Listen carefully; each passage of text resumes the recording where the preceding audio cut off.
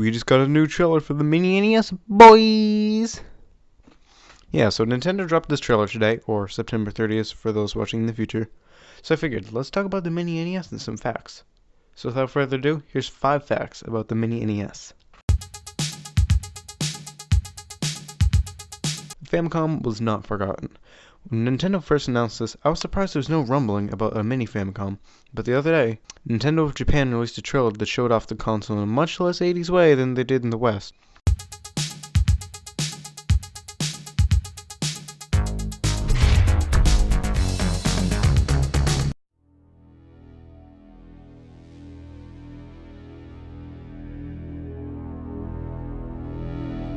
ファミコンが手のひらサイズで帰ってきた。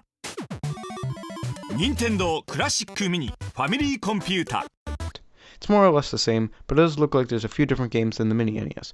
Still only 30 titles though, they're not getting extra over there, don't get your jimmies rustled. It's also worth noting it has hardwired controllers like the original Famicom, so if you think the NES cable situation is bad on the one we have, imagine not even having the option to use cable extensions or use the controllers on Wii or Wii U as a classic controller.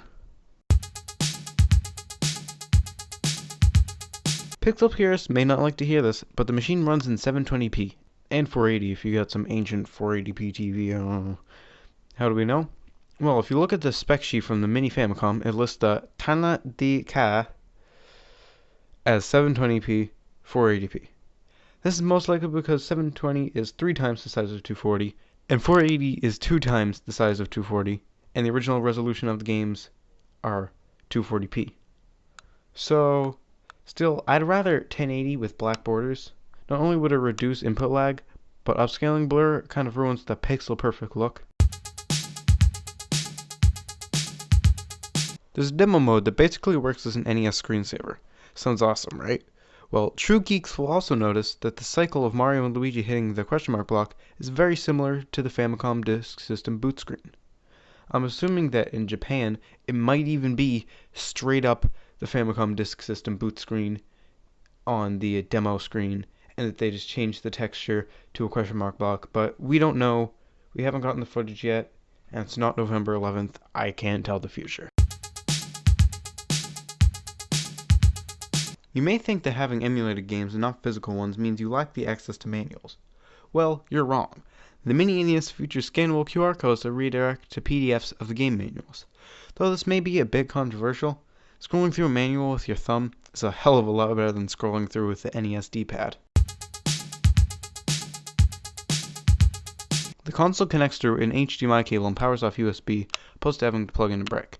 This means you could theoretically power the machine off your TV, as most flat panel TVs have a USB port on the side.